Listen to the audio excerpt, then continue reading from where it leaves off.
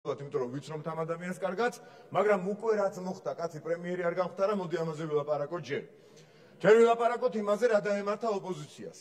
მაშინ როდესაც ერთი მხრივ ქართულ ოცნებაში ასე გადალაგდა ამბები, რომ ბიძინა ივანიშვილი პოლიტიკაში დაბრუნდა, საპატიო თავმჯდომარე გახდა ჩვენი პარტიის, ირაკლი კობახიძე პრემიერობის კანდიდატია და ირაკლი ღარიბაშვილი პარტიის თავმჯდომარეა, ამათ მამის საპირისპიროდ ის მოიფიქრეს, რომ ნაცმოძრაობა გახდა კონსტრუქციული, სხურის ქურქში გაეხვია და ლეღვის ფოთლა დაიფარა გახარიების და ლელოს ეს კრებული.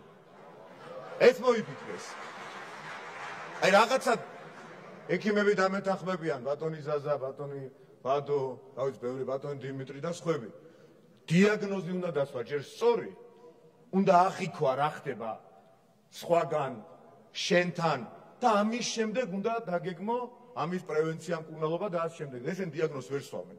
ალბათ რაღაც კვლევა ჩასატარებელი შეიძლება ექსპერიმენტი იყოს, მაგრამ ამ დროს ხუმრობის დრო ნამდვილად არ არის, იმიტომ რომ ბოროტებას გვაჩეჩებენ ხელში ქართველ ხალხს. ხოლო მართველი გუნდის სახელით არ ვლაპარაკობ, ახლა იმიტომ ვლაპარაკობ თამამად, რომ ჩვენ ხალხისგან ლეგიტიმურად არჩეული უმრავლესობა ვართ და ცდილობენ რომ შეფუთონ რაღაცნაირად სხვა რეალობა მოდელირებული, როგორც მათ სჩვეოდათ ხოლმე, შემოგთავაზონ და ამ დროს, როდესაც ისინი კოალიციურ მმართველობაზე ლაპარაკობენ და ეხლა ერთადერთ თეორიულ შანსად ამას იტოვებენ, არ უნდა დაგვავიწყდეს არც ერთ მოქალაქეს ამ ქვეყანაში, რომ კოალიციური მმართველობის დროს თავისთავად იგულისხმება დომინანტი ნაცმოძრაობა და იმ ბნელი წარსულის დაბრუნება საქართველოში, რასაც ისინი წარმოადგენენ ამ პარლამენტში, ამ ქვეყანაში და ასე შემდეგ. რასაც არ დაუშვებს ქართველი ხალხი და დაწყებული, წეგარო ვლაპარაკობდი, ჩვენი პარტიის დამფუძნებლები და დაწყებული, ჩვენი პარტიის რიგის ჯარისკაცამდე გაგრძელებული, დამთავრებული და მოქალაქემდე,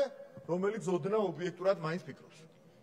კობახიძის ეფექტი ეს იყო ზუსტად უკვე პრემიერობამდე, აი ეს გადალაგება ამ ცვლილებამ, ამ წარმოდგენილმა შეთავაზებამ საქართველოს პარლამენტის მიმართ, რომ ჩვენ ავირჩიოთ ის პრემიერ-მინისტრად და ჩვენი პარტიისმული მინისტრობის კანდიდატები, რომელსაც ასევე კიდევ ერთხელ მივესალმებ და თითოეულ მათგანს მათი გაწეული საქმიანობის გამო დიდ მადლობას ვეთყვი და მომავალში უსურვებ წარმატებას, ბუნებრივია აი ამ ფაქტორმა მათმა ერთობლიობამ ირაკლი კობახიძის ხელმძღვანელობით აი ეს გადალაგება და ეს გაურკვევლობა და ეს არარელევანტობა გამოიწვია ოპოზიციაში.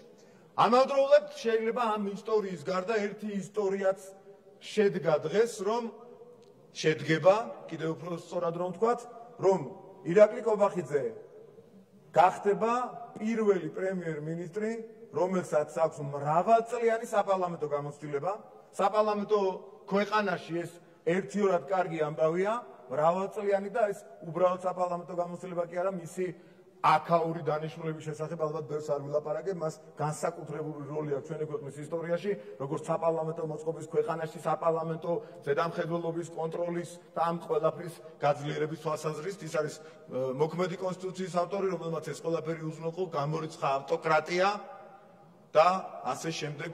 კონსტიტუციის ქებას აღარ დავიწყებ, ალბათ ყველამ კარგად იცის, რომ ეს არის თანამედროვე ევროპული დონის კონსტიტუცია, რომელიც მისი ავტორობით შედგა.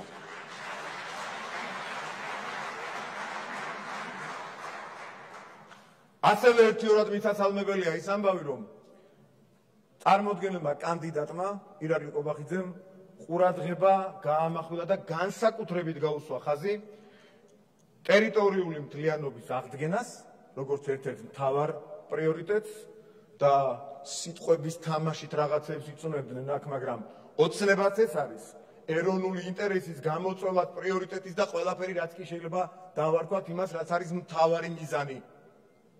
და ასევე ჩვენი ოცნება და მთავარი მიზანი ეროვნული გამოწვევა და ასე შემდეგ არის სიღარიბის დაძლევა. ერთის და მეორეც მივესალმებით ყველანი და არ არსებობს მოქალაქე, რომელიც ამაზე ასევე ობიექტურად ფიქრობდეს და არ მიესალმოს.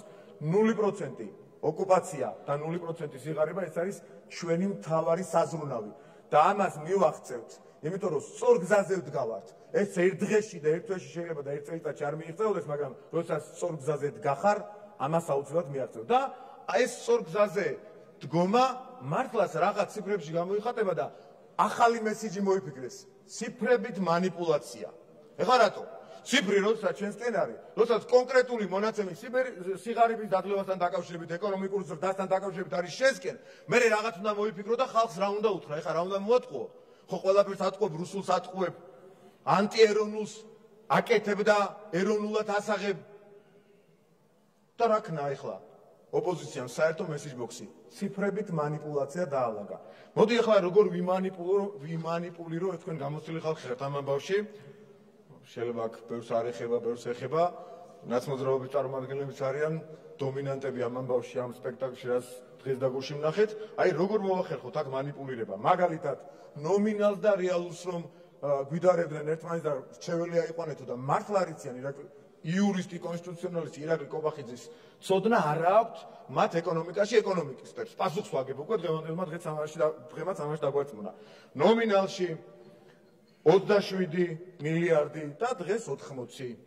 კარგი, რეალური ზრდა 30 და დღეს 59-ზე მეტი მილიარდებში. რა უყოთ ახლა ამ ციფრებს? როგორ ვიმანიპულოთ? სად დავმალოთ, სად დავხიოთ? სად უნდა წაიღოთ ეს? აი რა უნდა უყოთ ახლა ამას? გაიზარდა ერთ შემთხვევაში თითქმის 2-ჯერ, მეორე შემთხვევაში 3-ჯერ დოლარში არ შეთავაზებაზე მაგიხსნათ როგორ და ასე შემდეგ. სად დავიღოთ? ესე სახალხოებით ალბათ როგორც ბატონმა პატამ ეს ყველაფერი ახსნა, ალბათ მე გამიჭირდება პირდაპირ აი გულწრფელად ვამბობ. იმიტომ რომ მან რა თქმა უნდა გაცილებით მეტი იცის ამ სფეროში. ჩემზე წეღან ბატონ ლევანს დავითაშვილს დავეკითხე რამე რომ არ შემშლოდა კიდე. არაფერი არ გვეშლება. საქართველოს ეკონომიკა იზრდება და ერთადერთი რეცეპტი ბატონები აქ რეცეპტს რომ თხოვდნენ ირაკლი კობახიძეს, აბა როგორ და ერთადერთი რეცეპტი არის სიღარიბის დაძლევის, სამუშაო ადგილების შექმნის ეს განვითარება, მშვიდობაზე დაფუძნებული სტაბილური განვითარება იმ ციფრებში ასახული, რომელიც გვაქვს დღეს და ეს ციფრები შემდეგ აისახება ადამიანებზე და შემდეგ განაწილების კოეფიციენტების და ასე შემდეგ ყველაფერი არის იმ ჩარჩოში, რაც კი შეიძლებოდა იმ ეკონომიკური კრიზისის ფონზე, რაც იყო პანდემიის ფონზე მოეხერხებინა რომელიმე ხელისუფლებას. მაგრამ თვითკმაყოფილებით არ დავყავდეთ, მაშინ როდესაც ასევე ერთი ციფრი არსებობს, უთხუარი მსოფლიო ბანკი, საქართველოს სტატისტიკის დეპარტამენტი, სავალუტო ფონდი ამბობს, რომ სიღარიბე საქართველოში განახევდა კონკრეტული ციფრი 30-დან ჩამოვიდა 15%-მდე. რომელიმე ციფრი არ არის სწორი, 30-ია ტყუილი თუ 15 რაღაც, აღარ მახსოვს ზუსტად 15.6 თითქმის განახევდა. ამ ციფრებს რა უყოთ? ეს ციფრები ხო ნიშნავს, რომ 9-ზე მეტი მილიონი ადამიანი ამოვიდა სიღარიბიდან, თუმცა 9 მილიონზე მეტი რჩება და პირველ კურსელ პიარშიკებს უკაცრავად რომ ასწავლიან ქალბატონი მაკას შემხვდა, როგორც თქვენ საუბრობდით დღეს ერთ-ერთი ნაცი გამოდიოდა, მეორემ თქვა ქალბატონი დაამწყვიეს ერთმანეთს, ეხა ეს ვერ ააცილეს პროცედურად. პირველ კურსელ პიარშიკებს ასწავლეთ, ქალბატონმა მაკამ მითხრა, ქალბატონმა ნინომ მითხრა, ქალბატონი მაკა და ქალბატონი ნინო ყოველთვის იქნება მანამ სანამ ნული არ გახდება მართლაც სიღარიბე. იმიტომ რომ 9 მილიონი ადამიანი ძალიან ბევრია და იმ 9 მილიონ ადამიანსაც ისეთივე წარმატებით როგორც აქამდე რაღაცნაირად შევძლებთ რომ 9 მილიონს სხვას დანარჩენს დაეძლია სიღარიბე, მასაც უნდა დავაძლევნოთ. მეტი დინამიკა რაც ბოლო წლების ტენდენციაა და არ შეიძლება ამასთან დაკავშირებით ირაკლი ღარიბაშვილის აქ მთავრობის წარმომადგენლებს რომლებიც აქ ბრძანდებიან იმ რთულ პერიოდში თან რომ გვებრძოდნენ გარედან და შიგნიდან ესეც რომ მოახერხეს ბოლო პერიოდის ტრენდი იყო ეკონომიკური უფრო სწრაფი ზრდა ვიდრე წინა პერიოდში. ამისთვის მადლობა კიდევ ერთხელ ირაკლი ღარიბაშვილს და მთავრობის იმ შემადგენლობას რომელიც ძირითადად აქ არის იმ შემადგენლობიდან. ეს რომ არ მოხერხებულ ეს მოხერხდა და ამ დინამიკას კიდევ თუ გავაუმჯობესებთ, ესე იგი უფრო სწრაფად შევამცირებთ სიღარიბესაც, უფრო სწრაფად განვითარდება ეკონომიკა და ასე შემდეგ. და სიღარიბის დაძლევის ეს კონკრეტული ციფრები კონკრეტულ ადამიანებზე, დიახ, კონკრეტულ ადამიანებზე აისახება საბოლოო ჯამში. რა თქმა უნდა, ყველას გვინდა, რომელია ისეთი ბოროტი ადამიანი, რომელსაც არ უნდოდეს რომ არ იყოს ღარიბი ადამიანი ქვეყანაში. რომელია ისეთი ბოროტი ადამიანი, რომელსაც არ აინტერესებს დეოკუპაცია, მაგრამ ეს ბოროტება ჩვენ ნაცმოძრაობის სახით ვნახეთ საქართველოში ძალიან რომ წით, რომელ ღალატია ლაპარაკი, ამას რუსები ლაპარაკობენო. რომელ ღალატია და იმ რუსების სასარგებლოდ რეზოლუციებს რომ ხელი აწერეთ და მთელ მსოფლიოს აქედან დაბომბვები რომ აჩვენეთ იმის ნაცვლად რომ ჯერ გეჩვენებინათ ელემენტარულად გაეროს უშიშროების სხდომა მოგეთხოვათ. ელემენტარულად წინა დღეებში ხომ იყო იქ იმისი საფუძველი რომ იქ რაღაცები იძაბებოდა, ხო? მოგეწვიათ რუსების მოსაწვევი, რატო გახადეთ გაეროს უშიშროების სხდომა? როგორ შეიძლებოდა ოკუპანტი ქვეყნის მოსაწვევით აგეხადათ გაეროს უშიშროების ხდომა? იმას რომ თავიდანვანებოთ ზემო აფხაზეთი რომ დაარქვით, სამხრეთ ოსეთი რომ დაარქვით, კომუნისტების პერიოდიდან აღებული ტერმინი მხოლოდ ყოფილის დამატებით რომ გამოიყენეთ, აი ამ მავნებლობით და ტერიტორიები რომ შემოუხაზეთ და რუსები რომ გეუბნებიან და გვეუბნებიან დღეს იმ საზღვრებს მიყვებით, რაც თქვენ დაადგინეთო, იმათვის სულეთია ვინ იყო მაშინ თუ ახლა. ჩვენ გვაბრალებენ დღესაც ხო ესია ბატონო გიორგი, იქ ხართ თქვენ, იქ ცხოვრობთ საზღვრის პირას სოფელში და იცით ეს დეტალები. რუსები რომ გვემართლებიან დღეს თავი მართლად რომ უნდა წარმოიდგინონ და იმ საზღვრებს მიყვებით რომელიც თქვენ დაადგინეთ რომ გვეუბნებიან, აი ეს არის ღალატი ზუსტად. ამაზე მეტი ღალატი რა უნდა იყოს და ორ თვეში ომის დამთავრებიდან რეზოლუციით დააბრალეთ, რეზოლუციით უღიარეთ, დააბრალეთ, რა ვიცი, რა სიტყვა გამოვიყენო. დაადანაშაულეთ ქართველი სამხედროები ომის დაწყებაში კასეტური ბომბების გამოყენებებს და სამხედრო დანაშაულში, რომელსაც არ ვამბობდი ცოცხალი თავით, სანამ ჰააგა არ მოვიგეთ განსაკუთრებით, სტრასბურგი უკვე მოგებული ჰქონდა. ეს არის ღალატი, ამაზე მეტი ღალატი ვერაფერი ვერ იქნება და ამასთან დაკავშირებით კიდე რეაქციები გაქვთ. ეხლა რაც შეეხება იმ რადიკალურ უკვე ახლად გამოჩენილ ოპოზიციას, რომელიც მართლაც ლეღვის ფოთლებად გამოიყენება, შემთხვევით არ ვამბობ ამას, თუმცა მათ უნდათ რომ რაღაც ჭინჭის სუსხავი ეფექტი ქონდეს იმ ლეღვის ფოთოლს, მაგრამ ეს ხო დადგმულია, არანაირი რეიტინგი იმაზე არ მეტყველებს, რომ ეს ნაცების კონსტრუქციულობა ბრჭყალებში, რა თქმა უნდა, და ამათი ლეღვის ფოთლობა შედეგს მოიტანს. ამიტომ ცოტა ლაპარაკის დროს, როდესაც ქართულ ოცნებაზე ლაპარაკობენ იქიდან ღალატით წასული ადამიანები. და ადამიანი რომ ვიღაცას ან რაღაცას უღალატებს, ის მერე ყველაფერს იკადრებს და ყველაფრის კადრების მასტერკლასი აი ამ წინა რიგებიდან დღეს ნახეთ, დღეს ძალიან სამწუხაროდ.